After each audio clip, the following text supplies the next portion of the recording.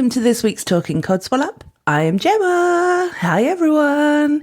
It's just me this week, and that is because this is a best of episode, so best of our Halloween episodes. So we've actually only had 3 that I can find. Well, we've had a couple of others, but they were like movie reviews and stuff. So, but actual episodes were just 3 main ones. So, but anyway, so I've taken some clips of best episodes and I wanted to share them with you because obviously we have got some new listeners. So I thought there's a golden opportunity to kind of show you what our content was like when we were younger, I guess, but younger as a podcast anyway. James has never been young, but he's always been an old man. Come on now, guys. Everyone's surprised that he's 40. But so this first clip is from our episode 37, which was our first ever Halloween episode. So it's called Halloween Special. And we were joined by our good friend Nathan, who is a paranormal expert. And so he tells us all about his experiences.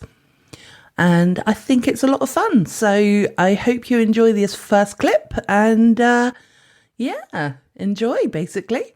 So the reason why you're here with us today is, like I said, you are a paranormal expert. Is that correct, how I'm referring to you? To a certain extent, yeah. When it comes to demonic and what have you, that's out of my field. I basically go and try and help people who have things happen in their house and, to help them out as much as I can. Yeah, because I was going to ask, well, first of all, how did you get involved in this? It happened when I was a child. I was hit by a van and police were chasing the van and I died on the spot. And if one for this man seeing it happen, he jumped over the fence and brought me back to life. Ever since then, it might seem weird, but I could see things. Mm-hmm. I was like, I could see dark masses just appear from nowhere and like little sparkles, like like a sparkler. Yeah. Basically, just every now and then, like a little flash, and I thought, there's something wrong with me. And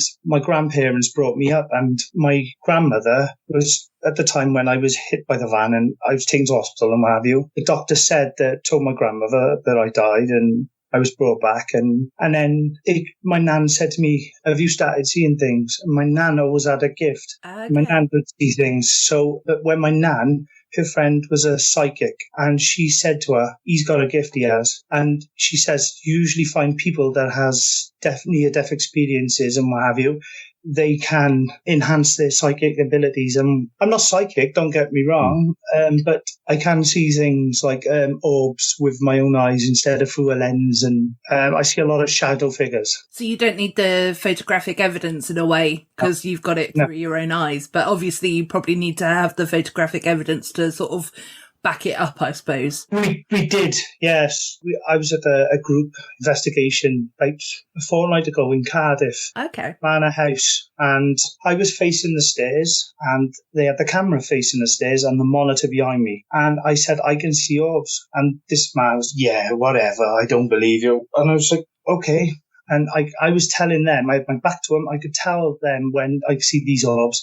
And this psychic who was there, she was going, he's absolutely right. Oh my God, he's absolutely right. And the man apologized to me and he said, I'm sorry I doubted you. People that will doubt and stuff like that. Yeah. And when this originally happened to you, when you were a child, when you became aware of these abilities, I can only assume this was quite a terrifying thing. It was, yeah. To happen to you. How did you become, how did you sort of, for better word, become at peace with it? How did you kind of get used to it and learn how you could use it? My grandmother's friend, the psychic, she basically taught me how to, cope with it and not to show fear because, believe it or not, you will get a demonic spirit, a demonic entity, that could latch on and can notice you noticing them, and they feed off it. Like a horse senses fear. Yeah. It's similar to that, it is. My brother and my mum are actually both spiritualists.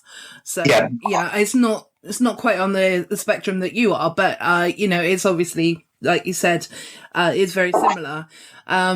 But yeah, it's like a lot of times, if they're singing and dancing, like when there's a group of them sort of thing. Yeah. Obviously, it brings up the energy of the spirit and whatnot. But then I suppose it also, like you said, it happens on the other side of things when you've actually got a lot of fear. Then it is going to be, more of a dark energy that's going to come towards you. Yeah, I've witnessed dark energies. I've witnessed family. I have a spirit box and I take it on most investigations with me. And my grandparents come through all the time. Oh. And it's unbelievable. And me and my gran always had this secret word. Yeah. And that always comes out. So I definitely know it's her voice, and it's unbelievable. For myself and for anybody who doesn't know, what is a spirit box, please? It's basically a radio that's been modified to automatic search the channels, and you're never going to pick up a radio station because the frequency is going at, I think it's about 9 to 12 stations a second. Okay, so it's kind of a bit like white noise that you're using. Yeah, yes, radio noise, yes. Okay. Awesome. Yeah, sorry, because I'm absolutely fascinated, to be completely honest. As soon as either I followed you on Twitter or you followed me on Twitter, I can't remember which way round it happened, but as soon as I saw your bio, I was just absolutely fascinated that I really wanted to speak to you. So obviously, I really appreciate the fact that you've taken the time and speaking with us today. No, it's fine. Yeah, so because all this kind of thing really does interest me. So pause the show. It's me again. Yeah, that good old intro girl. Right, this next story. You may or may not have heard me say that James cannot tell his haunted story ever again. This was the first time that James shared that story, and we were all quite interested in it. 5 times later, I'm not interested in it anymore. And but I thought, Halloween, we have to have something a little bit spooky. So here is James's original first time hearing his haunted story of his uncle's house. And to be fair, it must be true because he's never really changed the story unless he's got it written down. So, he may have been fibbing, but I don't think he was. But I think you're going to enjoy it in its origin state. But James, this is the last time this story is being shared on this podcast. Salty Tadpoles, if you want to hear it after this, feel free to go back and listen to other episodes where it may or may not have been played or been mentioned, should I say. But, James needs to up his game now and have a few more haunted stories. But this is a good one anyway, so take it away, James. Could I ask a question, actually, Nathan? Just share an experience with you and see your sort of views on it, if that's okay. So it was when you mentioned sort of like the shadow experience. I've seen the shadow sort of forms. I mean, this is going quite a while back, going nearly 20 years back, but I seriously remember it very, very freshly. I went to see my uncle who lives in an old hall. We're talking like old hall here. He recounted to me a couple of stories, but something else. So what had happened is when he got the house, one of the things he did is he started trying to take it back to the original brickwork, stonework actually, be stones. And we're talking a very, very long, large building. And one of the rooms he took down, or the builder took down, say, the plastering and whatnot, and they found within the wall a picture of a young lady all dressed in black, who one would assume is a widower. A widow. And you could date it as being old because the picture was, the photograph, was put straight onto glass. So you're probably looking around sort of Victorian times or thereabouts. Yeah. Now, my uncle is a chemist. He's retired now, but he was a chemist, a scientist, and very much a man of, science, and obviously not one of flights of fancy. But what he told me was interesting. He said when he moved the photograph, things started going wrong, badly wrong. Deals fell through at work, other stuff that he wouldn't go into, which was quite an interesting thing. He wouldn't go into what went wrong. But he said as soon as he put it back, everything settled down. Yeah. I can tell you what. Sorry, can I just say something? When you start restoration of a house, so as soon as you move into a property and then you start altering stuff, knocking walls down, redoing things, that can actually start things going as well. And like I said, you framed the picture, and that must have been put there for a reason. Yes. Sorry to interrupt. No, don't worry. Anything you can tell me, and then the listeners, is of great interest. But where I sort of got brought into is also we've been taken around the house, and to best describe this is the old hall in the village, and it's a long, long building. So you get into one part of it, you go up the stairs, you go past this room, and he was just taking us around the house, my parents, and we'd not been there for a while. He was a tour, and he took us to the room at the furthest end of the building. And interestingly, my uncle and aunt sleep at the completely other end of the building as well. So you go into this room, and I'm stood talking, and right next to me is my aunt. And I can tell it's my aunt by, that feeling you get when someone's stood right next to you. You can sense somebody's there. Now, at the corner of my eye, I can see my aunt, and she's not particularly tall. She's dressed in black, so I knew it was her. I turn, there is not a single person there at all. There's nobody there, but I would have put money on somebody being there. So that threw me straight away, and I knew there were issues with this house. But the big thing I'm coming to is this. So at the end of the night, this was Christmas Day, and at the end of the night, my dad says, "Can you go and get the coats?" We're going to go. And the coats, of course, are in this room. So I go up to the stairs, and again, to impress upon you, I've got a very long hall in front of me before I go into this room.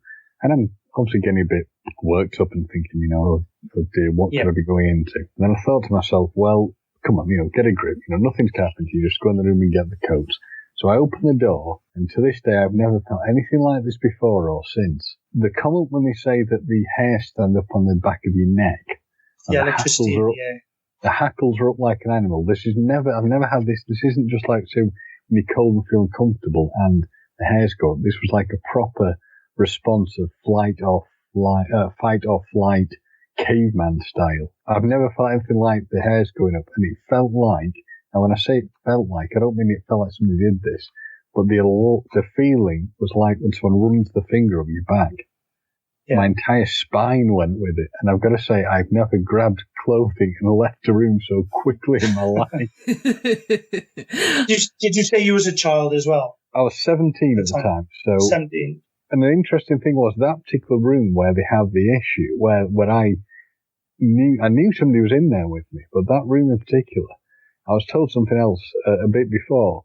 That when my uncle and aunt first got the old hall, they were sat in the living room, and they could hear noises upstairs. So my uncle's thinking, okay, someone broke in. So it was quite a lot of noise, but he went in, nobody was there.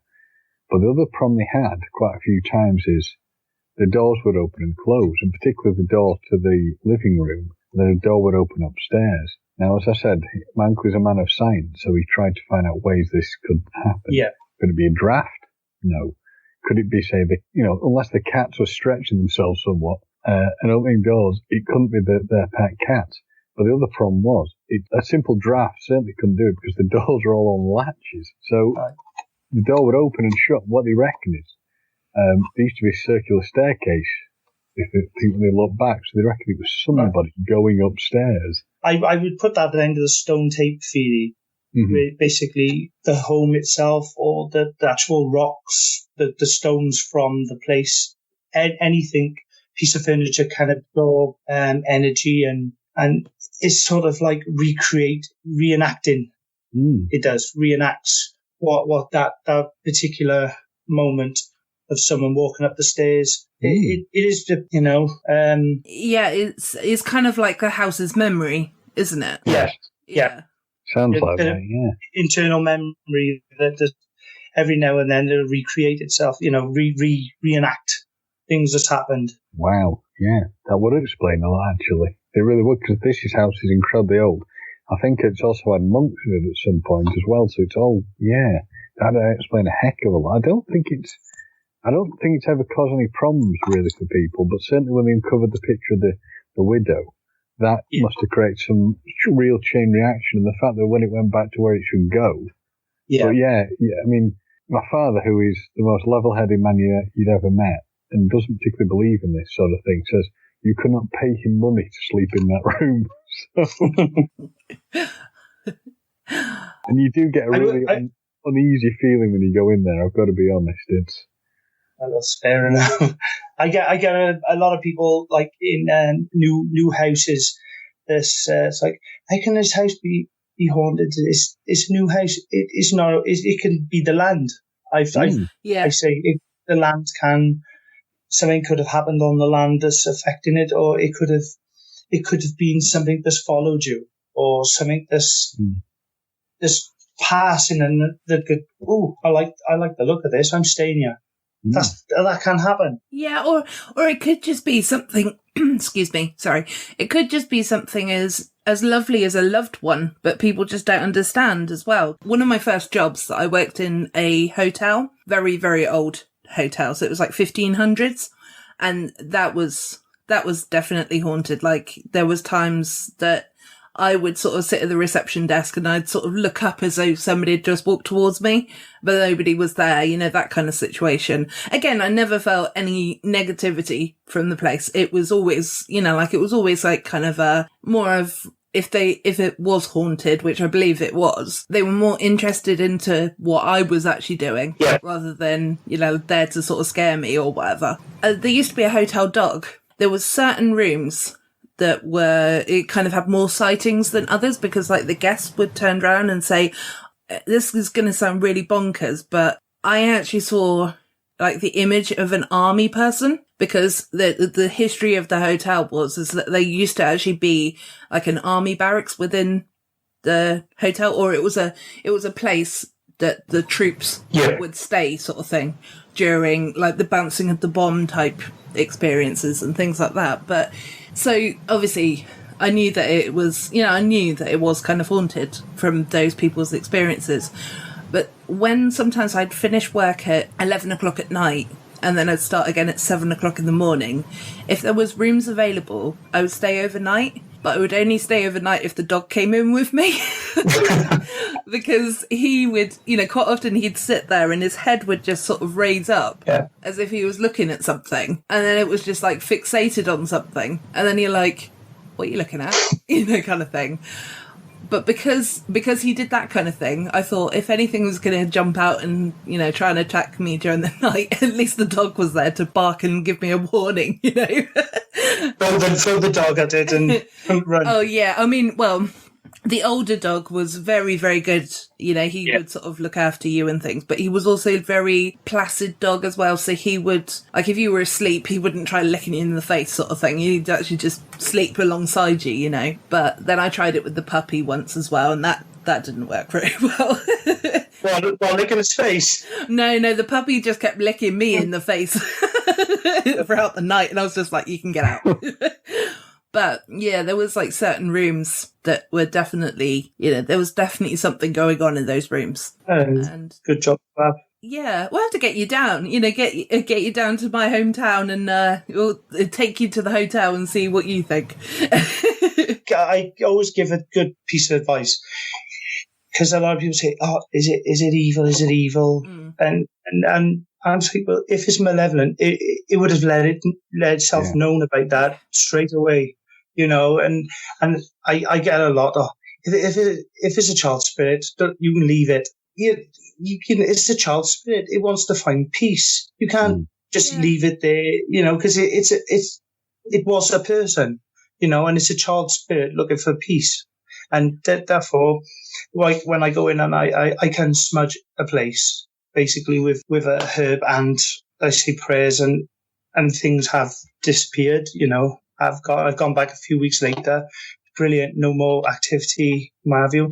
But I do get a lot of people saying, "Oh, is it evil?" And that I can't help but saying it every single time I get those two questions said to me.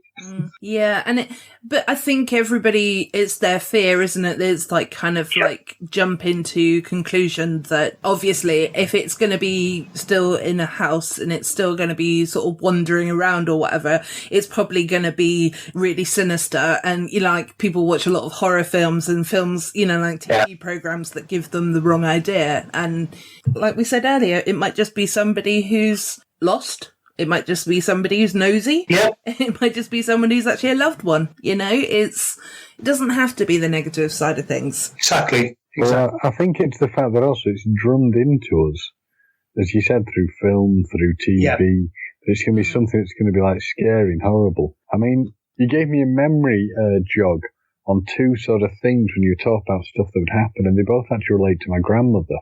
And one of them was actually published in a book about ghosts in the area we live, her story, but within the church that she went to, a very, very old part of it. And my grandma had been at a summer's festival, selling things, raising money for the church. And I think she'd gone to get some food in near this old area of the church, and she said she could hear old music playing on a piano. And we're talking like Come to the Garden Maud style old music. And she was thinking, well, what could this be? And she thought, there was no radio on in the building, and she went out to try and listen outside if there was any kind of music being played at, say, the radio, from a radio in the factory nearby, but this was not the case. And she said you could really hear this music going and this woman singing. And she said the thing is, when she went back in, she was trying to find all the things that could have caused this. She said she couldn't bring herself to walk down the hallway. But when she mentioned it, some of the points, I heard this music. And the person she was talking to said, oh, it'll be old Mrs. Such and Such who died, many, many years ago. Obviously, revisiting her old, for want of a better word, that sounds like a pun, haunts, and playing her music. But the other thing that was interesting, less sort of positive element that happened there is, and it tied in again to when they were running one of these sort of events. My father, when he was younger, was staying in the church overnight to make sure that no one broke in or stole any, because all these stalls were out. And he said he's never experienced anything like it before, where lights were going off in the building, the sort of noises and creaking coming from parts of the building, and it was just a very, very unnerving experience for him and his friends. So obviously, and I guess it's not a major surprise in something like a church that have been visited by, hundreds and probably thousands of people over the years, that there'll be some sort of residual, I'm assuming, paranormal energy that's in there. But a story about a child ties into my grandmother again. She lost her first child as a baby, and at some point after Gordon had died, she could hear, if I remember, there was like a creaking from what would have been his cot upstairs, which could be heard. And obviously this, would obviously somewhat upset and puzzle her. And she spoke to somebody who I think was part of the spiritualist church, who'd said it's basically just his way of communicating, sort of saying he's okay, but don't let him be forgotten to you as a memory. And she said, just try and find a picture you've got of him and sort of have it, prominently in a room, just to sort of say everything's okay and to know he's there. And once she did this, it pretty much sort of ceased. So there is obviously... He wanted to be acknowledged. Yes, yeah. And probably to say he was okay, I guess. Things weren't so bad. So it's very interesting to see these sort of things happening. Certainly on the positive front, that things can happen. That it's not all this sort of terrifying, scary stuff that people expect. Yeah, exactly. But you were saying earlier, you've got like a special word. Yep. Yeah, because I've actually got the same with my dad. Yep. Like I said earlier, my mum and my brother are both spiritualists. So they went to this, I can't remember exactly what it was called. Basically, they sit in a dark room type thing. There was actually a spiritualist there who was sort of giving people messages and things. To be a seance? Who was that? It kind of was, but it wasn't quite a seance, but it was that kind of thing. Yeah. Basically, before my dad passed on, like we said, if you're going to come back, then we gave him this word. Now, his name was Robert. So we said, if you come back, say Trebor, because Trebor is the opposite of Robert. Yeah, reverse, sorry. Ironically, before they actually went, I was joking around and I was singing Trebor mints are a weeny bit stronger. Stick 'em up your bum and they last a bit longer. Like that, Silly little tune like that. But the actual spiritualist did actually say the words Trebor.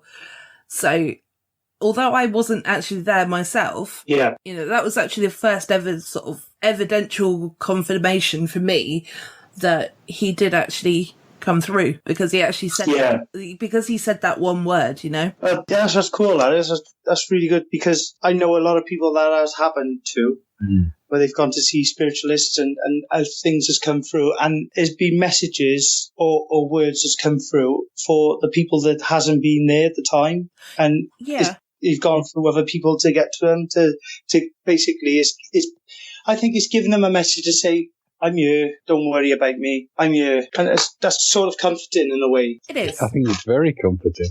pause the show again. Woo, spooky. And so I hope again you're still enjoying everything. So I really hope so. Well, we get really spooky on this next Clips episode.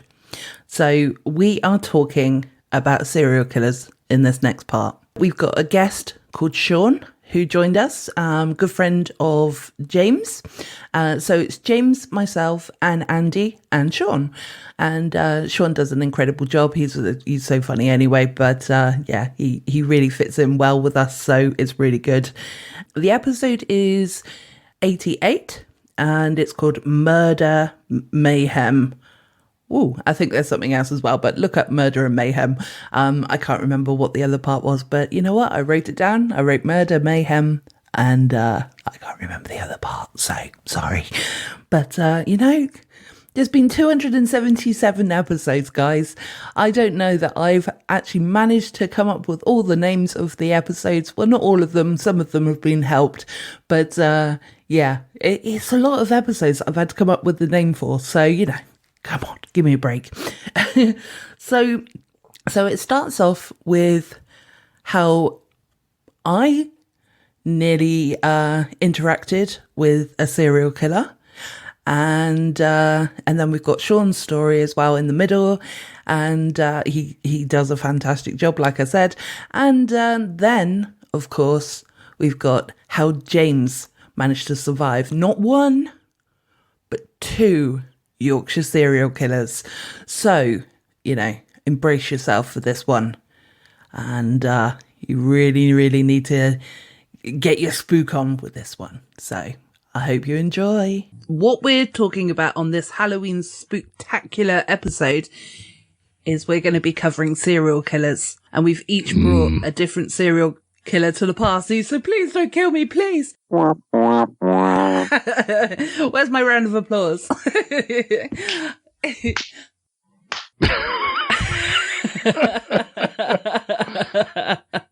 Now that is a slow hand clap. Yeah. Gemma will just speed it up in the edit. No, I won't. It's much funnier to keep it the way it was. So some of my family are Welsh from North Wales, and when I was a child, we used to go to this cinema that was very close by. And years later, we found out that the owner of that cinema actually killed people and was burying all of the sort of parts of the bodies underneath the seats at the cinema. Nice. Yeah. What? Good old North Wales. Gee, gods. So you had a bit of beef jerky quite often then? Yeah. But yeah, can you imagine, like, if you were swinging your legs and you hit something and you'd be like, oh, what's that? And you just, because naturally sometimes what you do is you just like, kick the thing forward so you can see what it is, You reach under the seat. Oh, and then a hand comes out. But how creepy is that? I can't remember the guy's name, the guy who owned it. And, he can remain nameless because obviously he was a horrible person. But yeah, it was just the fact that we so regularly went, when we were in North Wales, it was a couple of visits each time that we were up there that we'd go to the cinema. Gee, God. It's a good job he didn't take a fancy to us, I suppose, wasn't it? Was he picking, particular victims? Was it, women, children, or...? Yeah, I'm not sure, unfortunately. This is literally just a thought that popped into my head, so I didn't put any sort of research into it. So, listeners, if you want to find out more about who this murderer is, please, contact us, tell us, and Gemma can do all the research and find more out. Yeah. Tell us further things about it. Yeah. Or, listeners, you could do the legwork and Gemma can have the easy part of just reading it out. Yeah. So, either way is good. Yeah. They've heard me reading, though. That's the only thing. That's right. James and I can practice doing our best Gemma impression, and then we'll, in the style of Gemma. There once was a man who... There was once a man, right, who lived in Wales, right? I don't say right a lot. I say a lot. Yeah. He had a cinema. Yeah. It's always when I'm listening back to the audio, I'm like, oh, for fuck's sake, I said again.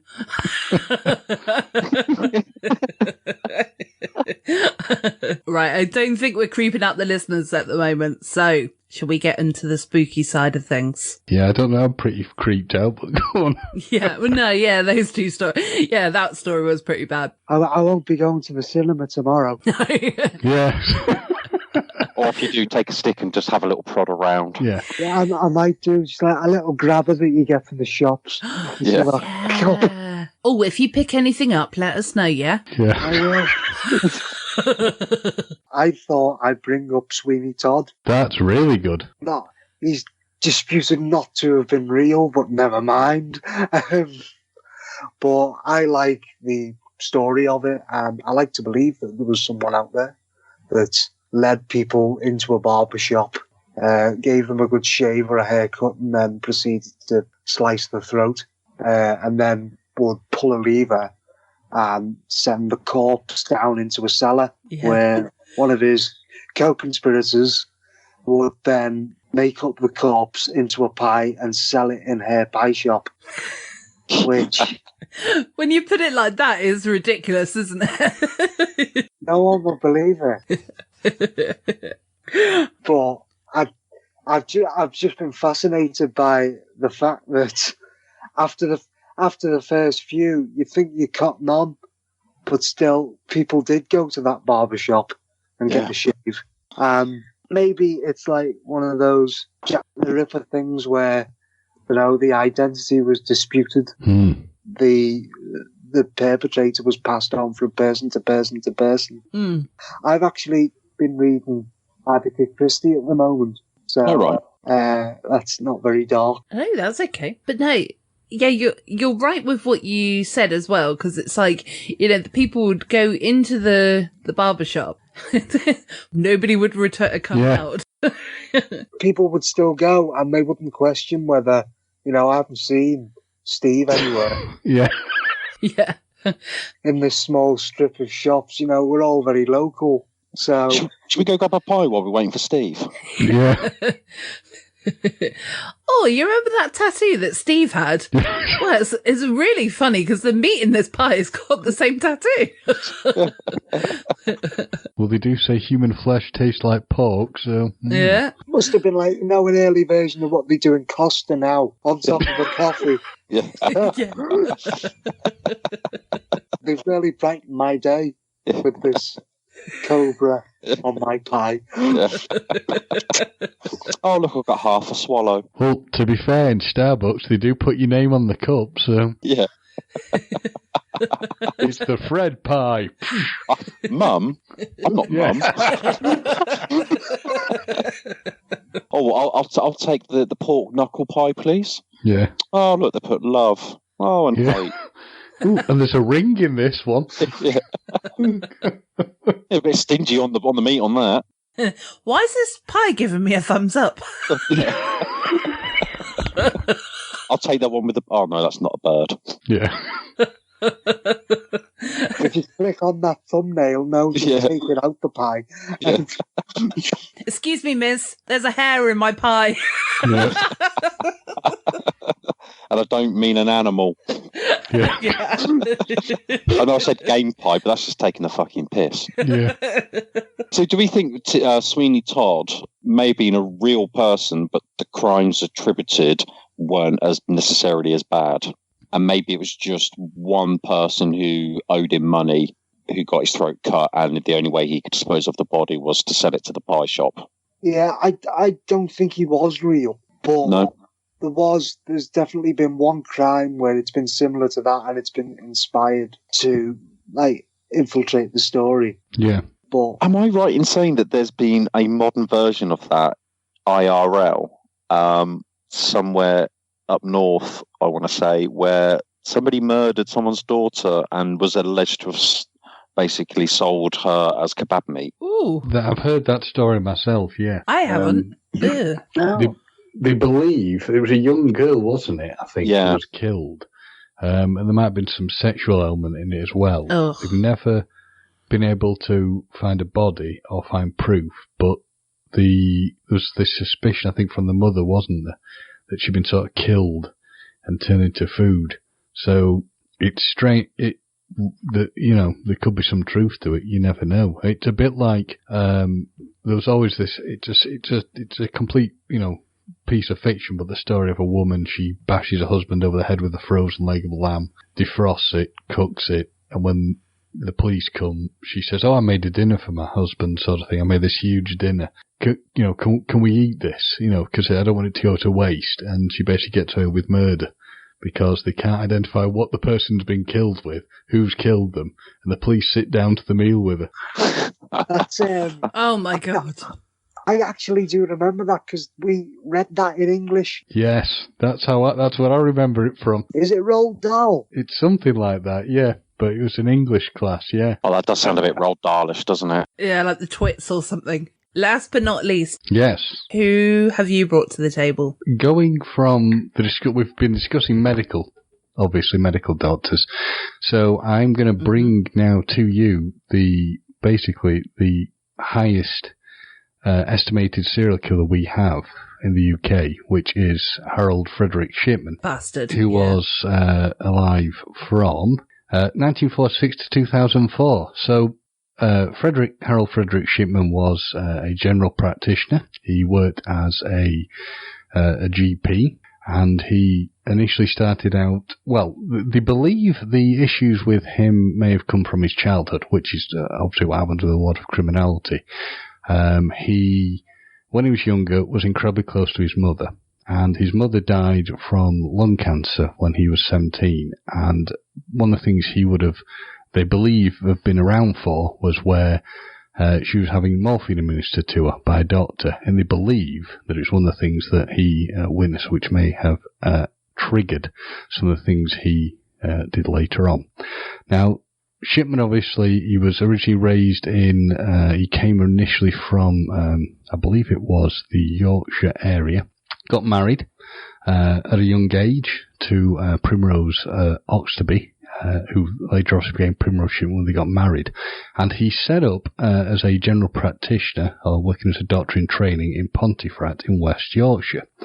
Now, the interesting thing at that point is he developed a drugs problem, and most of the time when this would happen, as a doctor, you could generally be struck off, you'd be removed, but he was basically just fined and told to go into rehabilitation. This is where the situation gets worse, far, far worse, because he goes from being in a situation where he has a drugs problem to being allowed to set up as a GP on his own, in his own practice in the small town of Hyde in the north of England. Now, to go into the extreme detail what Shipman did would take hours upon hours, but generally he would find a elderly patient who would generally be a female patient. He would befriend them. He would have, to be fair, throughout, he always had a very good relationship with his victim. Sorry, I giggled a little bit there because you just said, to be fair, he would be... No. But what he'd do is he would get he'd ingratiate himself with them. He was within the community. Shipman was absolutely loved by the people who were his patients. He was seen as being this incredibly upstanding, really caring doctor who would go above and beyond to help people. Yeah. The link into me personally with this is the area of Hyde is around where I grew up. I actually went to school with all Shipman's kids, so I knew all his children, and I actually knew Harold Shipman. But what would happen is he would obviously be getting very close to these people, and they all seem to be dying of the same sort of things. They'd be generally older people, they'd be going in, and they would maybe in some cases be seen to be, okay, they were old, they had some health problems, but they'd generally go in to see him, or he would go and see them at home, and then they'd pass. And it was seen as something that initially it was a very hard thing for people to believe, but you had what they reckon was Prey's undoing was that when the coroners were looking at the death certificates of the bodies, they seemed to think he had an incredibly high number of death certificates that were signed by him that need to be countersigned by by coroners. And then the real thing that happened is that a lady called Kathleen Grundy, who was actually a mayor for the town, died. And all that was listed on the death certificate was old age. And her family members couldn't sort of fathom, A, how she died in that manner, but also the fact that a large quantity of money in her will, and I think, if memory serves me, her house had been left to Shipman, and this was challenged. It didn't make any sense to them. So what happened is, and it was something that you saw an awful lot of as the case became apparent what was happening, is Kathleen Grundy's body was exhumed, and within her body were found traces of diamorphine. Now, diamorphine is given an extreme painkiller for people, and it's a derivative of heroin. It's a strange thing to find in someone's body, unless they're, they're fighting an illness where they're in extreme pain and they've got a health problem. And when Shipman was questioned on this, and this is the one that I think was his one of the real things that got him, is he claimed that Kathleen Grundy, who again is an elderly lady who was a former mayor, was a drug addict, which, okay, it's not beyond the realms of possibility, but it's incredibly unusual. And the other thing that they got him on is the fact that his medical records on his computer were showing that they'd been altered after the time they're supposed to have been filled in. So, say, he might, say, put the 12th of June down to the date this person died, and it's found to have been filled in say, September. They also found that the typewriter he had showed that it was the same sort of typewriter that was used for a forged will. And the more they investigated what Shipman was doing, and the more times they were looking at the bodies, they began to find a common pattern in what he was doing, which was finding an older person. They were being found to have died with, an injection of diamorphine that was killing them off. With regard to Shipman, at the time, it was incredibly, it was a case that created a real shock within the country, because nothing had ever been seen at this level before when it comes to killing, and certainly when you're looking at somebody who's taken the Hippocratic Oath, who's expected to actually, save lives instead of ending them, people couldn't fathom what was going on. I remember personally, within the communities around then, people who'd known him and known his children, they just, initially when he was arrested, people said, this has got to be wrong. There's no way this can be done by him. This has got to be a misunderstanding or a stitch-up or something. And then as more and more information came out, it became apparent that this was not the case. And he was actually found guilty of 15 counts of murder and 1 count of forgery at the case. Now, at his trial, and he was sentenced, obviously, to life imprisonment. The decision was then made that by the then Home Secretary David Blunkett that he would serve a whole life tariff, as in he would never ever be free from prison. And so he should, to be fair. Oh, absolutely. Well, I mean, he's dead now, but you know what I mean, yeah. What then happened is Shipman was in prison. After a certain period of time in prison, he basically took his own life. And the belief behind the reason he did that is that it was to allow his family to get monies from, his will. But they said throughout the entire time he was in prison, he would never admit to anything. He never gave anybody any clues as to what had happened or what he'd done. And he stands in history. He's now infamous as being the only doctor in history within Britain who's been found guilty of murdering their own patients. And when they look back at more of the things he'd done, they believe he could have potentially have killed people even earlier on, but they cannot pin it on him. They don't have enough evidence. So the figures they look at on how many people they think he's killed, and just to really, really look at this and emphasize it, between 215 to 250 people they believe he could have killed. Bloody hell. I mean, it's not as higher numbers, but there was the nurse who was, I think it was 2003, or was it a little bit later? I'm trying to think, might have been a bit later, but he was a nurse, and he was found guilty of murder of patients in his care through overdose of insulin and morphine. And you're starting to hear more and more cases of, rogue health professionals. And I think the shocking thing with Shipman is the fact that the length of time that he was supposed to, they reckon he'd done this between 1975 and 1998. This period where he was sort of acting with, basically impunity. Nobody had the ability to stop him. An interesting personal side note I have that links me in to Shipman, other than knowing his children things from school and having known him and his family to a degree, is, as I said, with the Hippocratic Oath. So, put to one side the fact he was a murderer. Just consider the fact he was a doctor. And as part of the Hippocratic Oath, you are supposed to look after people and care for them. And when I was very young, we all went on a scouting trip. and it was, a lads and dads Cubs thing. And one of the fathers who was there doing it was Harold Shipman, as was my father and other people's fathers. And he'd go off and do various activities. And when I was there, I was probably about 8, I fell really badly and hurt my knee. And I mean really, really hurt my knee. Now, the interesting thing is the only 2 people who really looked after me were my father and a friend's father. They tried to speak to Harold Shipman, who you'd think as a doctor would show some interest and care in somebody who'd hurt themselves, and he seemed very dismissive and disinterested. Because you were wrong age. But, I mean, that's a good thing. Obviously, it's a very good thing that he did show disinterest into you, though. I'm not saying he would have killed me, but you would think as a doctor, suppose he's a doctor, he's someone who's supposed to look after people and show an interest in them. Or even if what it needed was a plaster, it got a bit of bedside manner just to calm you down. And that's what I mean. That was a very interesting thing. But it was I do remember at the time what an absolute shock it was, because people could not understand, and you can understand it, people just could not fathom and believe what he'd done. Yeah.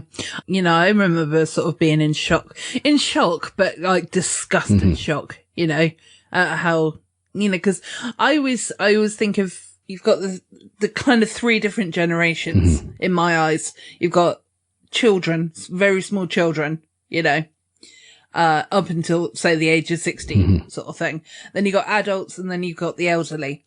And it's kind of like, if anything gets affected, like if the elderly get affected by something or get, bumped off by something, or children, then it kind of makes me angry, because I think of those 2 categories as being categories. I suppose that's not the right term, but anyway.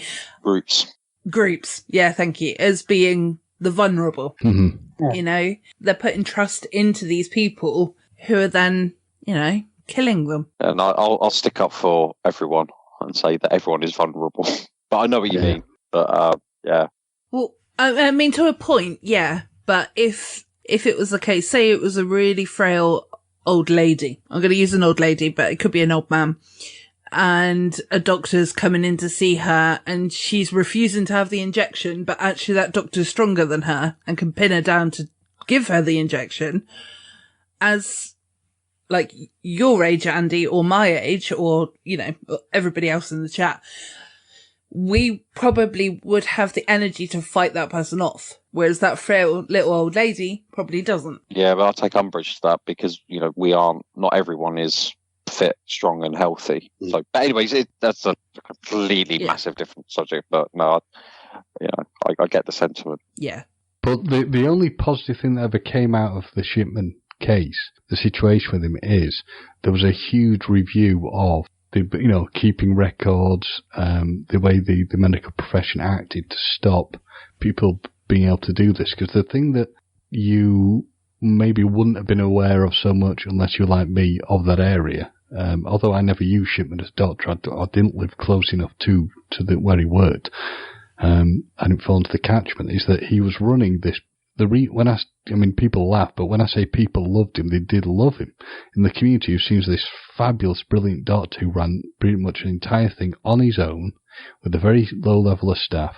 And you would have, even at the time, I think even after, with some people, they would not hear a bad word against him, because they could not believe that he'd done what he'd done, because he was so loved. And that's what I'm talking about, the horror of what he did, and the impact it had upon the entire community, and still to some degree has on the community, is quite a shocking thing. But it has the positive impact it's had upon the medical profession, the fact that people are now not allowed to sort of sign off death certificates so easily and readily, and there is more stringent review of what's going on. It's just a massive abuse of position. Yeah. That's what does it for me, is because you're putting your trust in someone.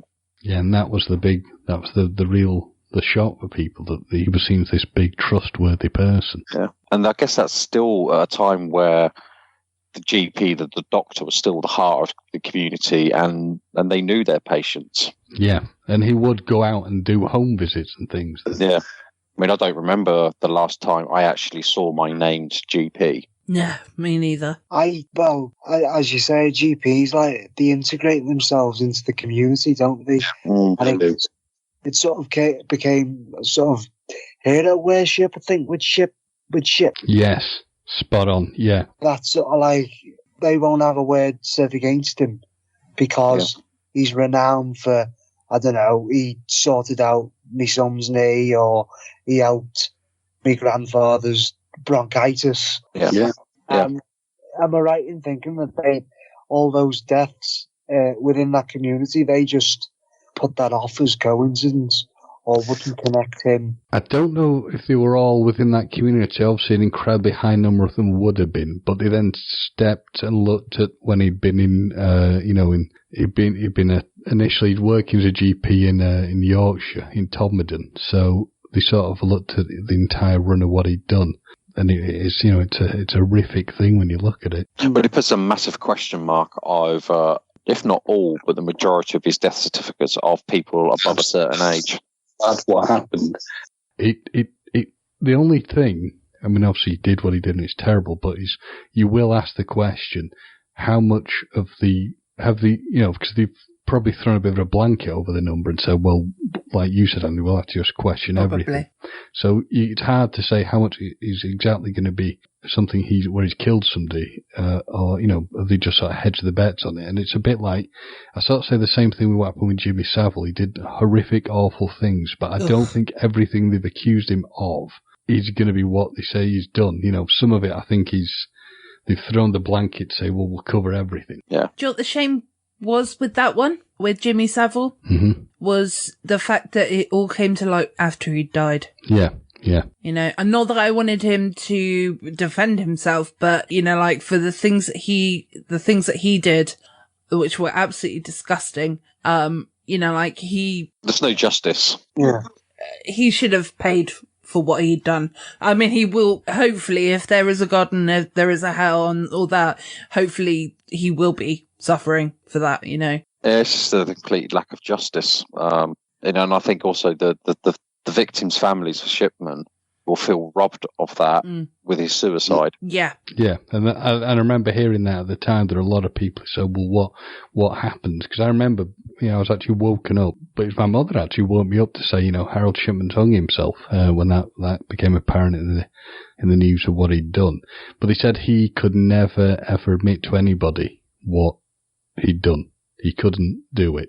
Now, whether he'd done this thing where you hear where people convince themselves they've not done something because they can't face it, or he just simply did not want to admit to it. Yeah, pride. We'll never know.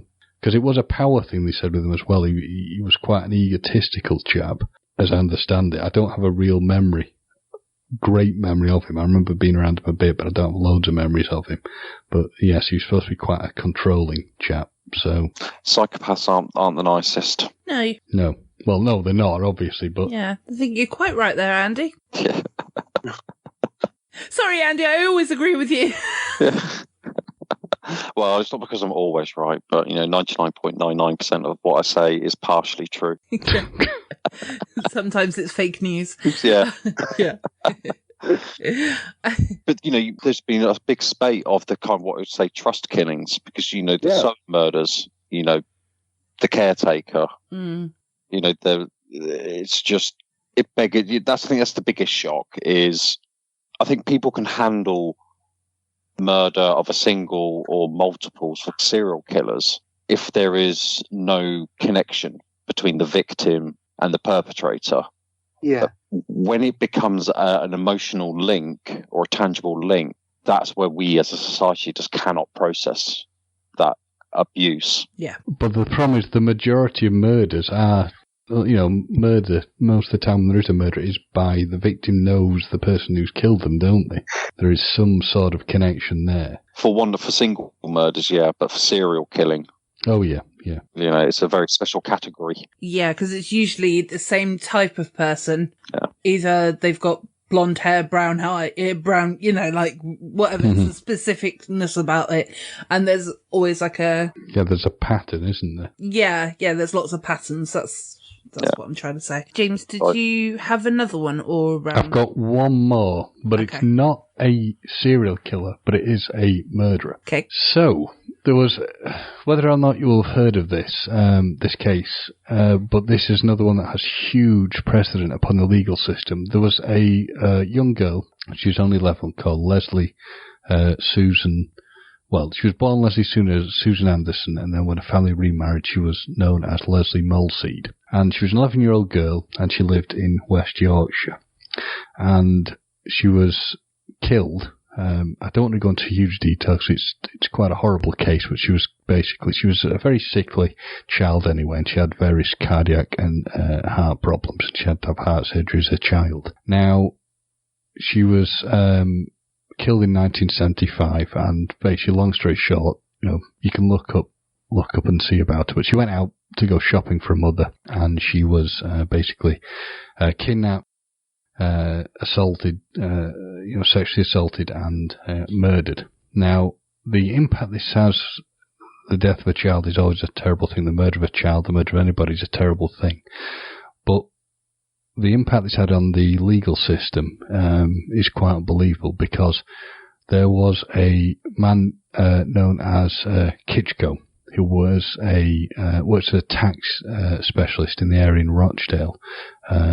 It was near Rishworth Moor, where she was killed. But within the Rochdale area, there was a guy called Kitchko, and he was worked in the tax office, and he basically had extreme learning difficulties, and he was picked up by the police on a tip-off by 4 young girls who said, I think he'd exposed himself to them, and had been seen in the area. When he was picked up, he was found to have, some sweets in a car and some girly magazines of some sort.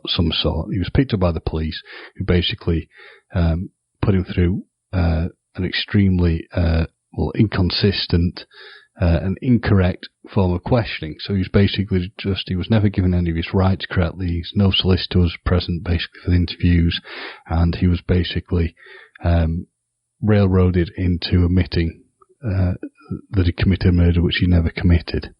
He went to prison. As I said, this guy was basically, to use probably not too correct term, but he was sort of subnormal. So he was not someone who would ever be able to process what he said or what he did correctly. He thought that by telling the police what he wanted, he would be found to be innocent in court and would be released from prison, and nothing would, he'd never go to prison. He was basically, he ended up spending, to put it short, pretty much most of his life within prison. He was attacked in prison. He was assaulted by people.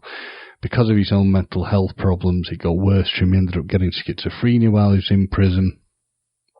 And, as I said, he went into prison in 1975, consistently pled his innocence. His poor mother attempted to get him out of prison to help him. And he was only acquitted and released from prison in 1992. So if you think he'd basically been in prison since 1975 for a crime that he hadn't committed, and when he was released from prison, so he was only released in probably about 92 to 93, late 92, he was fully allowed to go home because he was having to spend time even in hospital then because of the effect it had on him.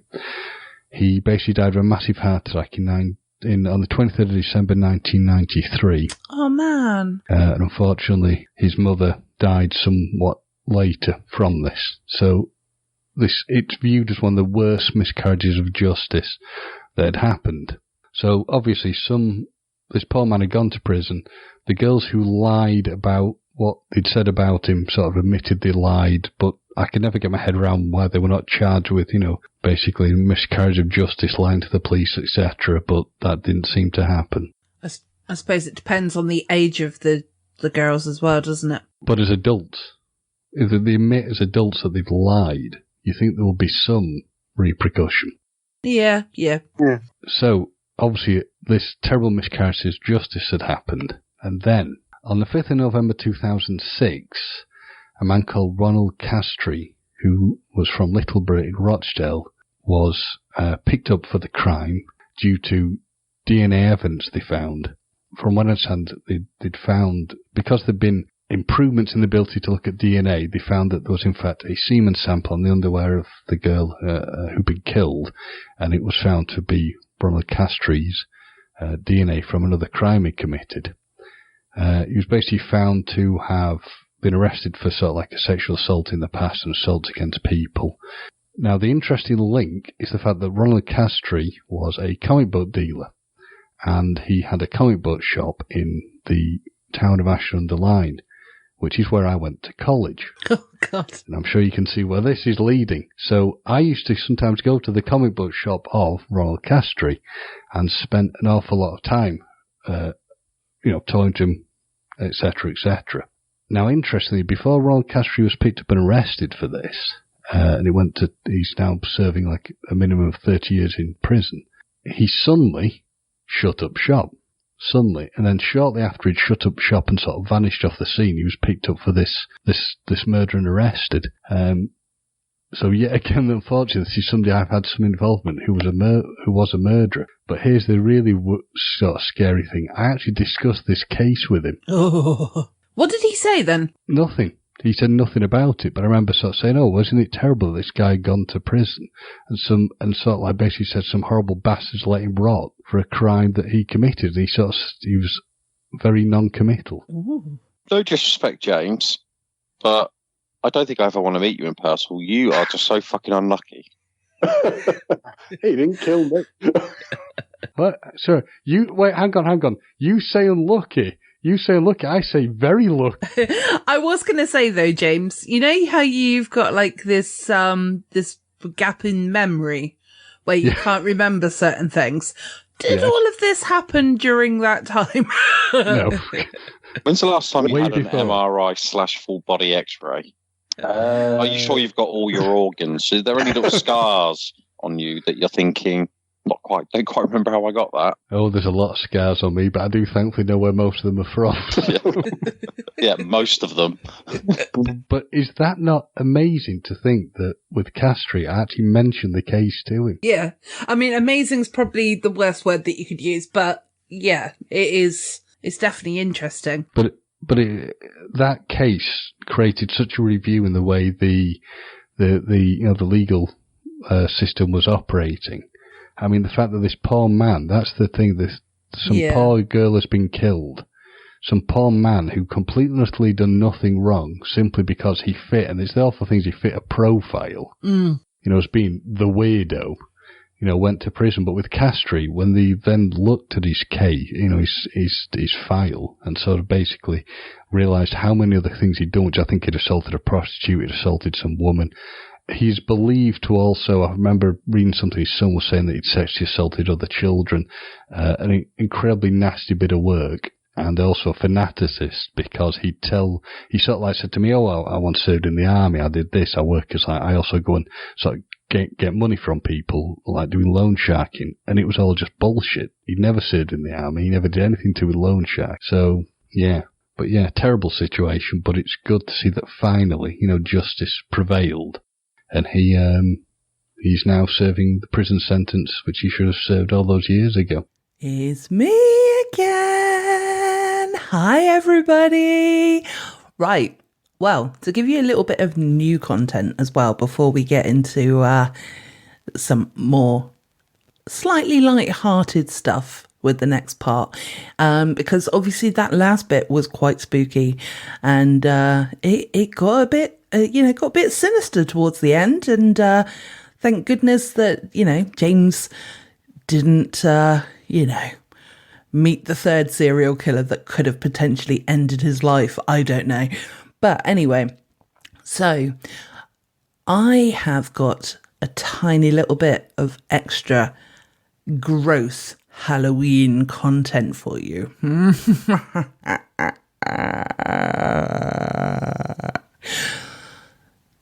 So, myself and Socks were in the garden. We were just chilling out, and all of a sudden a crow flew into the garden. Crow. Ooh. Or was it a raven? Ooh, raven. No, it was a crow. Anyway, and basically, Socks had been for number 2 in the garden, and had a Codswallop in the garden. And so this crow just started pecking at his shits. And we were like, both me and the dog were kind of looking at each other like, ew, why is it doing that? That's gross. But anyway, so we carried on watching because we just couldn't believe that. And then all of a sudden it flew off with the poo in its mouth, and we were like, ew. So, like I said, it's a bit of gross Halloween news there that I've been sitting upon to share with you, you wonderful salty tadpoles. But so if none of you actually pulled the face of ooh, then there's something seriously wrong with you. So go back and listen to it and then pull that face and then you'll be all right. So these next lot of clips, as we always do with ending the episode, we always end with stories of the week. So we took a little twist in 2020 because obviously everyone was in lockdown. We decided to do a slightly comical Halloween episode, and boy did we manage to do that. So we found 10 stories that were Halloween based. Now, I haven't put all 10 stories in here because, well, I'm not going to lie, I am trying to encourage you to go back and listen to those episodes. Shh, don't tell anyone. But this personally is one of my favourite Halloween episodes that we ever did because it was so funny. It was kind of more on brand than the other side of things. Not to say that the other two episodes that we did weren't fantastic as well, but because this was like more on the comical side, and we're sat around a campfire, so a little bit of good editing going on there. But so basically we are, like I said, sitting around a campfire telling spooky stories.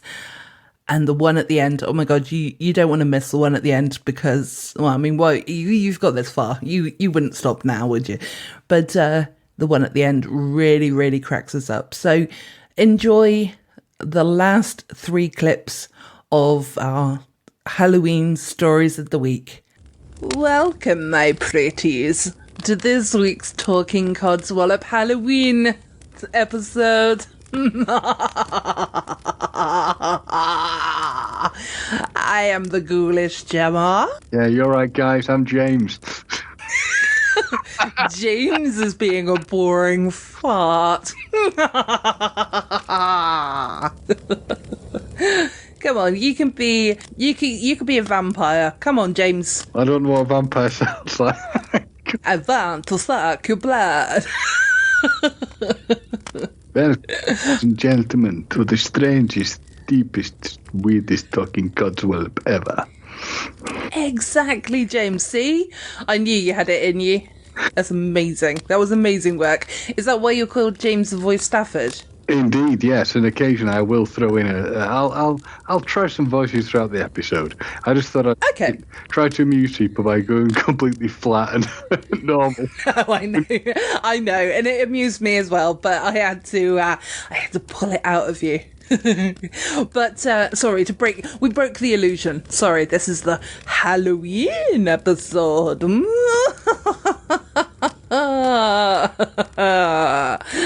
And James and I are sat currently around a campfire. Yep. Obviously social distancing away from one another. Gemma has a problem being sat near a campfire. Because she's ginger and soulless, she's afraid they're going to burn her like a witch. So it took a to get her to sit near a campfire.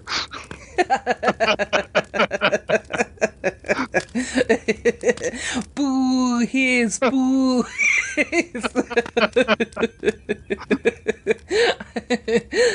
Well, our episode that we've got planned for you today is I found, but no, I'll say we found. We found 10 stories that are going to terrify you, that are real life. You're scary. What's really scary is that Gemma's laughing at you right now because she found them, not me. Well, I mean, I did. I wanted us both to have credit, but I did do all the work for this episode. There's a surprise, guys. I just turn up off a lot, I know. Yeah, James just turns up and rocks up with a mic. Yeah, pretty much, yeah. It's like when I go to conventions. I'm just this bloke wandering around the microphone, asking people questions. Well, James, you're not being very spooky at the moment. I'm doing all the spooky, and you're not doing. Yeah, we're not even. We've broken the illusion that we're sat around a campfire now. For God's sake, James. I thought just me alone is terrifying enough for people, but Well, for some it is. In the case. Yes, let's see. Let's keep going. So we'll see where things go. I can keep doing a weird quasi-Transylvania accent. The scary aspect for that is that it will, in fact, decrease our listener numbers. Well, if it does, then it's your fault. And the change there is what? Well, that's a very good point, actually. Yeah, so do whatever you want. Do you know what the scariest thing as well to me is? That my creepy laugh is not much different to my real laugh. But yeah. Yeah. Right. Okay, so if you children are sitting comfortably, shall we break into one of our stories, James? We shall begin. Mine this week so far is a mutant two-headed snake slithers into grandmother's home through an open door. Before we get into this, I don't like snakes at the best time. So I find snakes rather scary, to be honest. But having a mutant two-headed snake really does not make me feel happy. Because it's the head that you worry about, isn't it? That's the one that can bite you. So that's not what you want to play with. No, not that kind of snake anyway. Less filth, anyway. Nah. Janine Wilson was at home with her family when a two-headed rat snake slithered into her home after the door was left open. A rare discovery that affects just one in 100,000. A family card game was dealt a hand nobody expected when a two-headed snake slithered in and surprised the players. Janine Wilson was at home with her family in Alexander County, North Carolina, when she realised the Joker wasn't the wild card in the room. Okay, so she's from North Carolina. I have to do a North Carolina accent. Let's go with it. What is it, James, do you reckon? I don't really know North Carolina. Y'all, maybe? Those sort of accents? Yeah. I found... Like that? That'll do, won't it? Okay, so back to the spookiness. I found this rat snake in my sunroom after we had a card game with friends and family, said the retiree. My son had opened the door to let some air in, and I guess it came in then. Well, I've never been a snake person, but when I saw him, my heart broke. Oh, my heart wouldn't break. The shovel would probably break its head, but... How damn! Oh my God! Holy Jesus Christ and Superstar! What she'd found was a rat snake with two heads. A mutation that affects just 0.001% of those born into the species, according to experts. Janine, 63, instantly felt sorry for it. Two-headed snakes face an uphill battle for survival, sometimes even struggling to move properly due to having two independent brains. I know nothing about snakes, but I knew it was not poisonous, said Janine. So she knows nothing about snakes, but she knows it wasn't poisonous. Yes. Just picking a hole in the argument there. Although I have just seen it against her hand, and it is tiny. It's like quite a tiny little snake, so actually it looks quite cute in a way. I said, there's nobody gonna hurt you. I wanted him to be somewhere safe and taken care of. Naming the creature Double Trouble, Janine took the creature to Catawba Science centre. I scribbled on the word centre in Hickory. Not a problem. Centre. Exactly. Bit of a tough one. Exactly. In Hickory, In Hickory, North Carolina. There she learnt just how rare her discovery was. 1 in 100,000. They said it's around 4 months old and in good health, she recalled. I think I've lost her accent a little bit. It's all right. Have I? It's still going. I wouldn't even know what North Carolina accent was. I have no idea either. This is just my generic American accent. So. They put him in his own vivarium. Vivarium. You had it again. You get big words. It's a vivarium. Okay. Yay, words. For American listeners, the more you know. Yes, exactly. It crawled inside a rock and stuck its head out of the hole like it was home. Now the creature is being looked after by the snake handler in in North Carolina. Two-headed creatures can occur when an embryo splits as if it forms two twins, but it does not split. It does not split completely. It does not spit completely is what I nearly said. Probably doesn't as well. Yeah, probably, yeah. It can also occur the other way around, with two separate embryos incompletely fusing to form a two-headed creature. Few survive long enough to be born, and fewer still lived beyond that. Rat snakes take their name from their prey. No shit, says the article. Which they usually kill by biting and constricting. They are not venomous. And that is the conclusion of that story. I mean, I was thinking, an issue with the snake, I was thinking, hey, could it be big? Could it be kind of useful? Could it be a good pair of boots? But by the sound of it, nope, it's just some some poor little two-headed snake. Oh. Yeah, it is super tiny. Going by the picture on this woman's hand. Yeah, bless it. It's probably only about maybe 5 or 6 centimeters long. It's not really that long, so it's a wee snake, yeah. Yeah, so in reflection, it's quite cute, but it still has 2 heads, and I don't think I would like it with 2 heads. No. So no. But then no. I'm not a fan of snakes, so that's also probably why. Be afraid, very, very afraid. Yes, exactly. So I hope, listeners, you're feeling rather spooky right now. But the episode's not over yet. James, what's next? You've got to listen to more weird, scary stories. So here we go. Now this is one that I thought was interesting. A ghostly face in an abandoned castle ruins leaves internet spooked and stumped. The eerie photo stumped. Who writes this crap? Well, normally the Metro, James, actually. I think the scariest thing so far has been the awful writing, but the eerie photo stumped.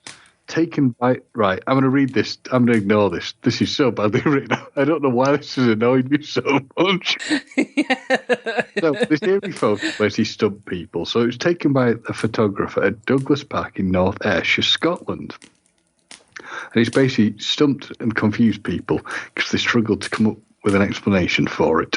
A bone-chilling image of a ghostly face staring out from historic ruins in Scotland have stunned the internet. The photos were taken at Douglas Park in Largs, North Ayrshire, and have attracted a recent surge of interest after being shared online. The remarkable clarity of the face left some viewers in disbelief, with many suspecting that a double exposure could account for the spooky image.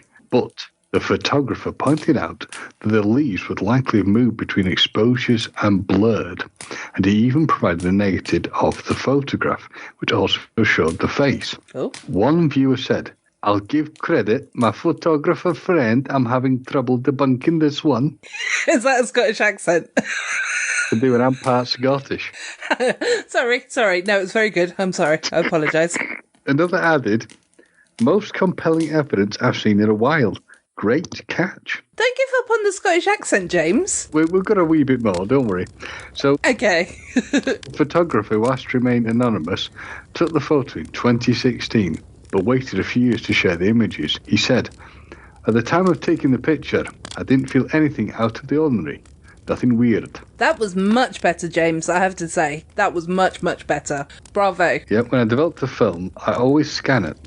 It makes it easier to determine the quality of the photo and which is worthy of being made into a print using the enlarger. The face was pretty obvious on the scan. I felt that I captured something that looks like this, something I find interesting to look at, and later a bit proud to have something to show people who like mysteries. However, despite the excitement surrounding the images, the photographer, who has since moved back to his native Czech Republic from Scotland, remained sceptical. The snapper added, I honestly don't think, even after looking at it through a microscope, that there is enough detail to make up a specific facial feature. Of course, it is possible to speculate, but the human brain makes us see familiar features everywhere, especially when we look at it long enough. Some people even say that they see other faces there, not just the one. I don't see other ones, but some say they do. As a general rule, I don't like the term paranormal. If it exists, it is normal. In the case of ghosts, I don't know if they exist. I would like to encourage people to come up with their own theories. And that, they say, is that. Yeah, okay. I mean, there is an... James, that was, sorry, just bravo with that Scottish accent. That was really, really good then. I just wanted to say that. Yeah, I didn't want to say it while you were doing it, though. It was a bit shaky at the start, but I'm not saying... It was a bit shaky at the start. I wasn't 100% sure if you were doing a Scottish accent at the start, but yeah, no, you pulled it off in the end, so that's good. I started off Scottish Indian, and then went Scottish. Yeah. Well, he knew is all I can say. So, what is the ghostly image then? I'm not sure. It just looks like a slightly weird. I mean, it doesn't even look particularly scary. It could be anything. It could be like something like glass. It could be. It's a hard one to argue of what it could be. Yeah, because sometimes it can be when you're taking a photograph and say it's a dark place. If they take a photograph, it can be like the flash coming off of glass or whatever. So it might just be that, but I don't know. Yeah, we're just being very harsh, debunking everything. But anyway, yeah, apparently we are. Well, no, I like to hope, but I hope that if it is a ghost, I hope they're there by choice, not by, that they're being punished for anything and they're stuck there. That's actually, we're not supposed to debunk things on the Halloween episode, are we? It is a ghost. Hello? Okay. Hello? Yeah. Ooh, yeah, spooky. Yeah, can you hear me? Oh, sorry, I thought you said hello, as in like you I did say hello. You couldn't hear me. I lost you for a second. You went a bit sort of got there in and out sort of thing. So. Oh, did I? Oh, okay, sorry. Now you find out that it's the spirits. You see, the spirits are moving us. Yes, exactly. They're disagreeing with the fact that we're debunking the fact that they aren't real and they are coming to get us in the outside around this fire pit, because we have to keep remembering that we're not sat in our luxurious warm rooms right now. Well, definitely not. Definitely not. Definitely no. Definitely not. Yeah, fire. Definitely fire. Yeah. So moving on to my next story. Son's horror after mum buries wrong pet in garden, thinking it was their cat. Oh God, I've got a really dark sense of humour. So have I, because I picked the story. Eric Schmitz Mum buried what she mistakenly thought was their beloved cat called Kitty in the back garden after spotting a dead animal near their home. The man has shared his shock after his mum accidentally buried the wrong animal in the back garden. Voiceover artist Eric Schmidt shared the hilarious tale, which took place over text messages on Twitter. So it's not text messages, the mirror, it's tweets. So get it right. Yeah. So they refer to text messages again, but we all know it's tweets. Mm-hmm. He captioned the set of text messages, she said in inverted commas. You guys, and it's not actually said where he's from, so I'm not going to be able to do an accent for this one, unfortunately. I'll try and do a man's voice. Does that sound like a man's voice? Kind of. That woman had a lot of, who's been doing a lot of steroids. Yeah. All right. Well, what about this? Is that better? Something. All right, we'll go with this voice. You guys would not believe the roller coaster of emotions I've been through. The stressed saga went viral with nearly 40,000 retweets and 313,000 likes. It began with a text message from his dad breaking the sad news. He wrote, "I've got some bad news. Kitty has been missing since last night. When your mum drove the neighbours when the mum..." Oh, sorry, I'm just going to read my normal voice because I think that's easier.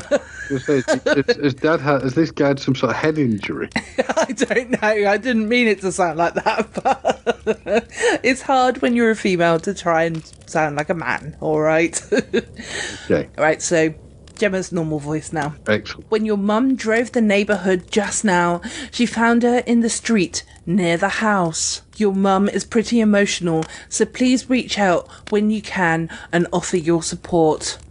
Eric responded with his condolences while his sister urged their father to look after her while she was upset. But the incident took an unexpected turn after the pet was buried. What is that unexpected turn? It's ruined it by giving it the article name. Just 2 hours later, Eric's dad messaged, "Wow, you are not going to believe this."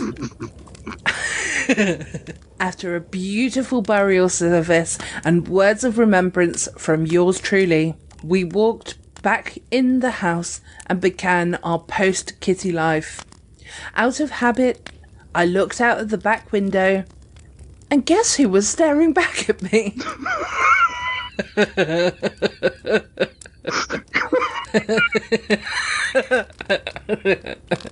Oh dear. You guessed it. We buried someone else's cat.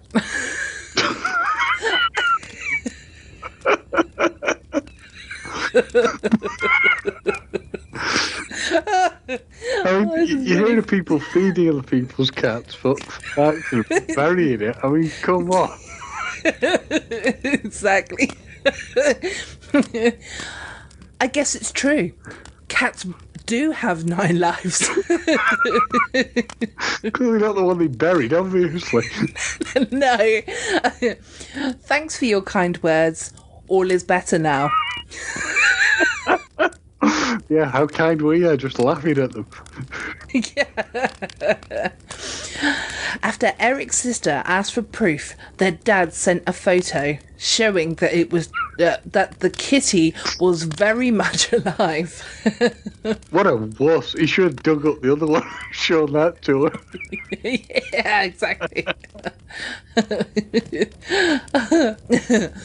The story took another unexpected twist when Eric shared another text from his mum revealing that she'd actually buried a rabbit.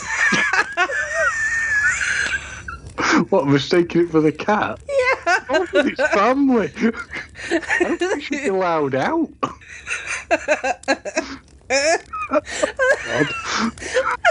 How can you not tell adopted a cat and a rabbit. Yeah, definitely. These people should not be allowed out unsupervised. Good God.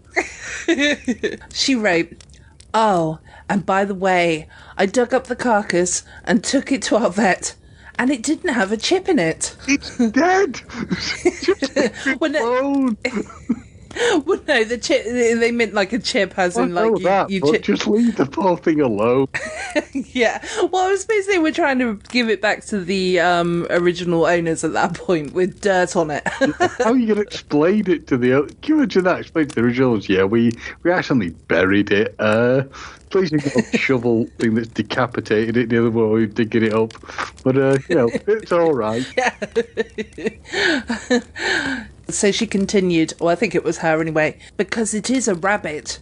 Do not tell the world about it." The internet detectives pointed out the text messages were originally from 2015, leading to Eric confirming that he accidentally lost his original tweet and wanted to share it. He tweeted, "My account got hacked and the tweet was lost, and I just wanted to make it my pinned tweet because I feel it's a good intro. I had no idea it would take off again." Sorry, you gonna say something? No, I'm trying to take all this horrifying stuff in. I love this story. I think this is amazing. I didn't actually proofread this story beforehand. This is why it's like genuine reaction coming from me as well. People were left in hysterics by the incident. So it's not just us, thank God. It's not just us, no. With one fellow cat owner replying, "This 100% happened to my in-laws. Poor kitty out on the road, went to the vet, didn't make it. Had her cremated. A few days later, I hear my mother-in-law screaming, 'You little bastard!' in the garden at the cat, who just walked up the path like nothing had happened."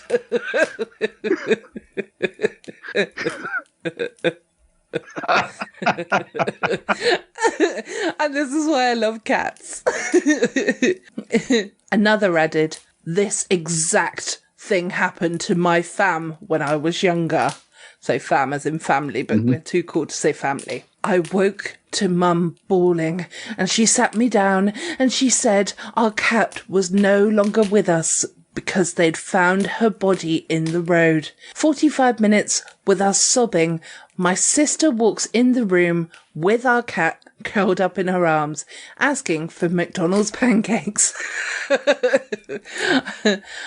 Another praised his mum, tweeting, "Props to your mum for taking the mystery carcass to the vet in case another family was looking for their pet." So that's the reason why she sent it there. She went there, sorry. Right, okay, so that was the end. Oh. Yeah. All I can say is if that ever happens again, the family's going to have to hop to it. That was all right. That was all right. It wasn't great, but it was all right. Could have been a lot worse. It could have been. Yeah, they need to get to the claws of things, really, don't they? Yeah. Oh, that was really bad as well. I think we shouldn't pun right now because it takes away from how amazing that story was. Yeah. Last one, me again. Really, really hope that you enjoyed this sort of compilement clip show type whatever. So I really hope that you did enjoy it anyway, because, you know, I did sort of try and craft it. Sorry, some of the audio wasn't fantastic, but, you know, James, yeah, going to blame James, but James wasn't massively great with his microphone in the early days. And you can hear, obviously, my audio sounds fantastic throughout, you know, and no, it has its moments as well, don't worry. But yeah, I mean, like I said, James didn't have the best stuff initially, but now he's spot on. He's got daddy of all mics, so he's all good. But anyway, I just wanted to wish you all a happy Halloween. And I hope you get lots of candy, dress up and do things. If you dress up, maybe go on our social media at Codswallop Pod and maybe tag us so that we can see what kind of Halloween outfits you've gone for. But yeah, stay safe, have fun, and eat lots of candy or drink lots of booze, whichever you prefer. But happy Halloween. It will be a normal episode again next week, although it may be a factual normal episode, and hoping to record that with Andy. But let's face it, none of us really know exactly what's going on with this podcast at the moment. But it is getting back on track eventually, so don't worry. But thank you ever so much for your support, and as always, guys, I love you. Yeah. So this is Gemma signing off for the last time. Bye.